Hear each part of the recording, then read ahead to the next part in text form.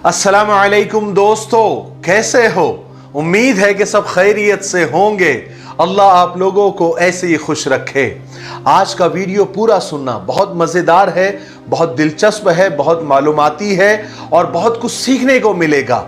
आज का वाक़या सुनकर आपका ध्यान एक ऐसी चीज़ की तरफ जाएगा जहां गफलत की वजह से हमारा ध्यान और हमारी तवज्जो उस तरफ नहीं जाती, जो कि बहुत नाइंसाफ़ी है। इसलिए पूरा वीडियो देखना, छोटा सा है और अच्छा लगे तो इसे आगे शेयर ज़रूर करना।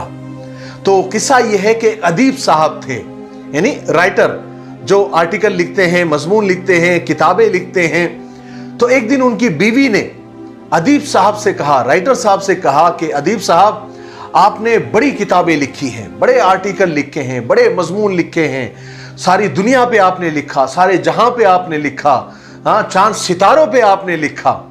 अदीब साहब, जरा हम पर भी कुछ लिखिए, तो मैं आपको मानूंगी कि आप सच में अदीब है, सच में राइटर है। अदीब साहब तो परेशान हो गए, क्योंकि बेगम साहिबा के सामने इम्तिहान देने की बारी थी और उसमें पास भी होना था। और बेगम साहिबा के सामने इम्तिहान देना और उसमें पास होना किसी आईएएस या आईपीएस के एग्जाम में और फाइनल एग्जाम में पास होने से भी ज्यादा मुश्किल और अहम होता है ना। आदमी बाहर चाहे लंबी लंबी तकरीरें करे, उसके मिलियन में फॉलोअर हो, लेकिन अगर घर में उसकी बीवी उसकी फॉलोअर नहीं है या उसकी फैन नहीं है तो क्या काम का।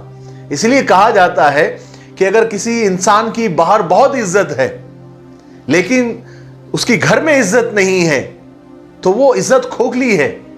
इसलिए अगर किसी आदमी को देखना है कि कितना इज्जतदार है तो उसके घर में देखे, उसके मोहल्ले में देखे, उसके गांव में देखे।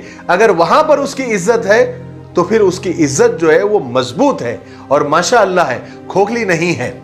अब बेगम साहिबा के सामने इम्तिहान देना और उसमें पास होना, ये एक बड़ा मुश्किल मरहला अदीब साहब के सामने आ गया था। मुझे एक लतीफा याद आ गया, किस्सा कहिए, लतीफा कहिए, जो भी है। एक बड़े बुजुर्ग थे, बड़े अल्लाह वाले थे और सारी दुनिया उनको मानती थी कि ये बहुत पहुंची हुई हस्ती है और बड़े बुजुर्ग है। लेकिन उनकी बीवी उनको गिनती ही नहीं थी, उनकी बीवी का कहना ही नहीं था, यानी मतलब वो मानती नहीं थी कि ये कोई बुजुर्ग आदमी है, ये कोई बहुत बड़ा आदमी है। एक दिन हुआ ये कि उस गांव के अंदर एक बुजुर्ग हवा में उड़ रहे थे। सारा गांव जमा होकर वो बुजुर्ग को देख रहा था। तो उनकी बीवी भी उस मजमे के अंदर खड़ी थी जो वो बुजुर्ग को हवा में उड़ते हुए देख रही थी। शाम में जब ये बुजुर्ग घर पर आए तो बीवी ने उनसे कहा, तुम काहे के बुजुर्ग बने फिरते हो, काहे के तुम अल्लाह वाले? बुजुर्ग तो वो है जो मैंने आज दोपहर में देखा और सारे गांव ने देखा, वो हवा में उड़ रहे थे, हवा में तैर रहे थे। तो बुजुर्ग कहने लगे कि अल्लाह की बंदी, वो मैं ही था, वो मैं ही था। तो बीवी कहने लगे, वो तुम थे? वो जो हवा में उड़ रहे थे वो तुम थे? कहा कि हाँ मैं था। हाँ, तभी मैं कहूं कि ये टेढ़े टेढ़े क्यों उड़ रहे थे। यानी बीवी ने वहां भी नहीं माना। तो बीवी, बोलने का मकसद ये है कि बीवी के एग्जाम में और बेगम साहिबा के एग्जाम में पास होना ये एक बहुत बड़ी बात होती है। बहरहाल अदीब साहब ने लिखना शुरू किया, लेकिन वो जेन्युइन अदीब थे माशाअल्लाह, बीवी और माँ की इज्जत करने वाले थे। अदीब साहब ने लिखना शुरू किया और हेडिंग दी, यानी उन्वान दिया, मेरा जादुई घर।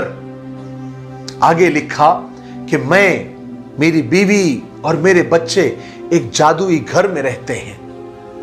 जादुई कैसे? मैं रोजाना अपने कपड़े मैले कुचैले उतारता हूं, लेकिन अगले ही दिन वो साफ सुथरे और इस्त्री किए हुए मिलते हैं। मैं ऑफिस से घर आता हूं, मेरा बेटा स्कूल से आता है, हम हमारे जूते और मोजे इधर उधर उतार कर फेंक देते हैं, मगर अगले दिन वो जूते साफ सुथरे पॉलिश वाले हमें मिलते हैं, हम वो पहनकर जाते हैं। हम देखते हैं कि रोजाना रात में कोड़े वाले बास्केट में कचरा भरा हुआ होता है, अगले दिन सुबह सवेरे वो बास्केट खाली मिलती है, कचरा साफ हो जाता है। मेरे जादुई घर में बच्चे खेलते हुए गंदगी करते हैं, लेकिन अगले ही मिनट में वो गंदगी साफ हो जाती है। उनके खेलों का सामान अपने अपने बॉक्स में तरतीब से रख दिया जाता है। चाहे मेरे कपड़े हो, चाहे बच्चे के कपड़े हो, चाहे मेरा सामान हो, बच्चे का सामान हो, हम जिधर भी फेंक दे, थोड़ी देर के बाद वो सामान गायब हो जाता है और तरतीब से किसी कबर्ड में या किसी और जगह पर अलमारी में मिल जाता है। अदीब साहब आगे लिखते हैं कि हर रोज मेरे जादुई घर में मेरे और मेरे बच्चों के पसंद के खाने रोजाना अलग अलग बनते हैं।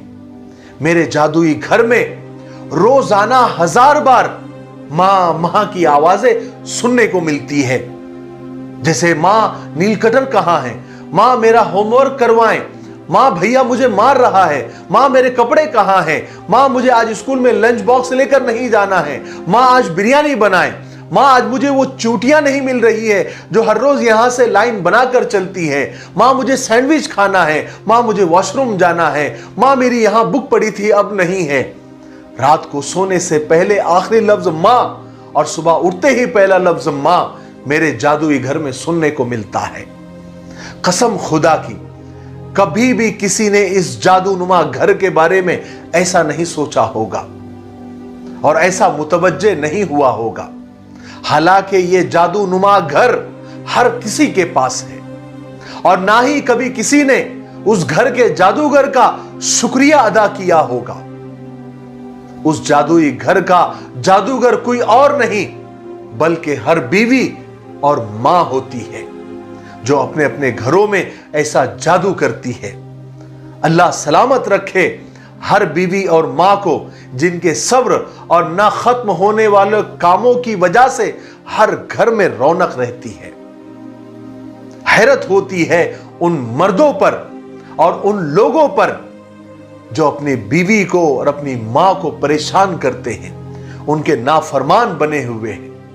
मेरे भाइयों बहनों और दोस्तों, घर की औरतों की इज्जत करें, उनसे मोहब्बत करें, उनकी जरूरतों का ख्याल रखें, उन्हें कोई दुख उन्हें कोई तकलीफ न दे।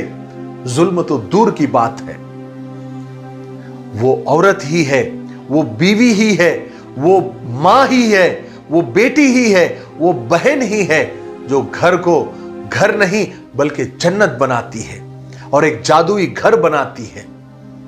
सुबह से लेकर तो रात तक नॉन स्टॉप काम करती है, तुम्हारे लिए खाने बनाती है, तुम्हारी गंदगी को साफ करती है और बदले में क्या चाहती है? क्या चाहती है? औरत दो ही चीजों की भूखी होती है, एक मोहब्बत और एक इज्जत, और दोनों चीजें फ्री में आपको देना है। आपको ये देने में खर्च भी नहीं आता और कुछ लोग इसमें भी कंजूसी करते हैं। इसलिए जितना हो सके, जितना मुमकिन हो, घर की औरतों को, खास करके बीवी को और मां को भरपूर इज्जत दे, भरपूर मोहब्बत दे। हो सकता है कि यही मोहब्बत देना और यही इज्जत देना तुम्हें जन्नत में लेकर चला जाए, अल्लाह तुमसे राजी हो जाए, और बेशक ये हो सकता है।